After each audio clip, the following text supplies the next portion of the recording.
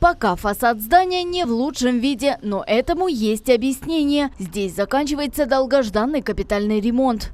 Последний раз фасад здания был окрашен еще в 2000 году. Сейчас здесь ожидается полное преображение.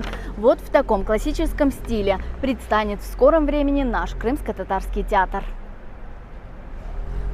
Масштабный ремонт в рамках федеральной целевой программы начался в октябре прошлого года. Цена вопроса около 50 миллионов рублей.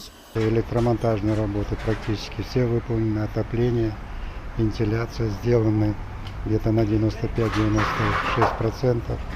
Сделаны работы отделки внутри здания на 80%. Остался сделать нам холл второго этажа, холл первого этажа, вестибюль. Ну и основные работы сейчас ведутся на фасаде. Продолжаются работы по ремонту фасада. Перед специалистами по облицовочным работам, их пригласили из Дагестана, стоит непростая задача – сохранить эстетические формы здания и защитить его от влияния природной среды. С первых дней здесь работаю, делаю фасадные работы, навожу красоту в театре. Ну, будем стараться завершить как можно скорее.